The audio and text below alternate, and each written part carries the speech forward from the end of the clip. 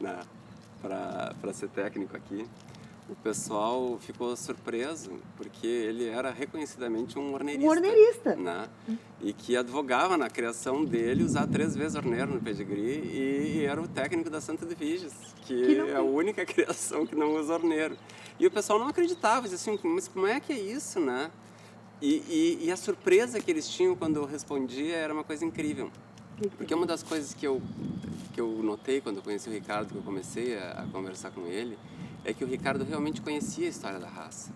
E ele conhecia as diversas origens e, principalmente, apesar da paixão dele por horneiro, ele respeitava as qualidades das outras origens, ele sabia valorizar isso e acreditava no meu sonho maluco de que era possível fazer grandes cavalos mesmo sem usar horneiro. Ele achava que o caminho era mais fácil usando horneiro, mas ele acreditou na minha loucura e se propôs a me ajudar, né? E isso eu acho que é uma coisa que não tem como avaliar. Esse fato que ele tinha de não ter medo de desafios, né? E de topar, então vamos, né? Que para alguns podia parecer uma temeridade. Era uma das coisas que eu mais admirava nele. A maneira como ele enxergava os cavalos, né? Ele tinha uma precisão muito grande, ele ia direto ao ponto, ele dizia, olha, isso é legal, aquilo não está legal, isso é bom, isso é ruim. E aquilo que ele falava era realmente o que estava ali. E isso, para mim, era uma coisa que era muito importante, porque todo criador se apaixona. E ele tinha essa maneira direta de dizer as coisas. E eu me lembro quando ele viu o Equador pela primeira vez aqui ao pé da mãe, né? Que ele enxergou e disse para mim, olha, esse é o cavalo que tu tem que usar, é esse que tu tem que cuidar, é aqui que nós temos que apostar. E ele fez questão, não só de dizer isso, de dar o exemplo. Ele me pediu uma cobertura do Equador e mandou uma égua que ele acreditava que era a égua para o cavalo. Quando nasceu o cavalo, ele cuidou e usou nas éguas dele, que é o Undo Raga, né? Então, assim, essa história do não é só faça o que eu digo, é faça o que eu faço, é outra coisa muito legal. E uma das coisas que eu gostava é que ele me enfrentava, né? Eu jurava que não ia fazer nada que ele estava dizendo. Aí eu parava, pensava, dizia, pô, mas o Ricardo conhece. Ele tem um universo de observação muito maior do que o meu, né? E ele quer o meu bem. Tu poder dizer isso do teu técnico, num exame de consciência, ele quer o meu bem, é outra coisa que não tem como avaliar, né? É maravilhoso. E eu acabava fazendo o que ele dizia. Então, às vezes, quando ele vinha na outra visita, ele olhava e dizia, ué, mas tu disseste que não ia fazer isso. Pois é, né? A mania dele de não falar, para tirar alguma coisa dele, né? Tu tinha que discordar dele, e aí ele dava um exemplo com a criação dele, né? Então, eu vou contar para vocês uma história assim, a questão da consanguinidade. Ele era um fã de usar consanguinidade, e eu nunca fui um fã de usar consanguinidade. Eu achava que era para usar em alguns casos. E ele passava me instigando para fazer isso aqui, né? E eu passava teimando com ele que não, né? E aí ele dava o exemplo nas éguas dele do que ele estava tentando fazer. E quando eu tive a oportunidade de conhecer a manada do Ricardo, tudo aquilo que ele me falou estava lá, né?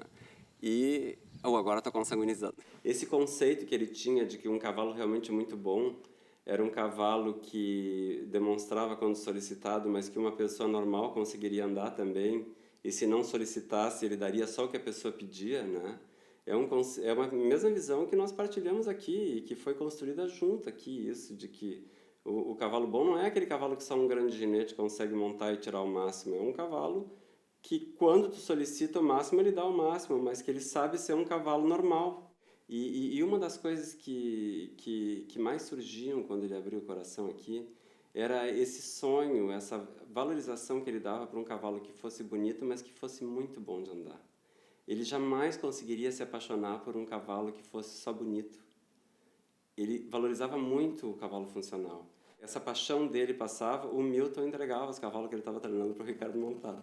Então, o Ricardo montou o Feriado, montou o Equador, montou a Biriba, montou o Colibri. E ele não tinha cerimônia, ele tocava mesmo. E às vezes quase caía. Mas, assim, o que é importante nessa história que eu estou contando É porque se vocês vissem o sorriso que ele saía quando ele descia, mesmo que ele tivesse assim, quase caído na frente dos amigos, sabendo que a gozação ia ser eterna, como está sendo até agora, a felicidade dele por montar um cavalo que ele achava que era excepcional era uma coisa que contagiava. E isso aí não tem como ele não ter levado para a criação dele. Eu acho que quem conhece gente sabe que paixão tu leva para onde tu vai.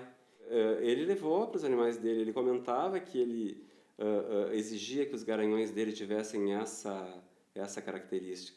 Ele tinha uma visão tão grande, tão ampla do universo criolista, assim, de cavalo, de criadores. Ele revisava tantos animais por ano e como ele repetia, as cabanhas chamavam ele de novo, né?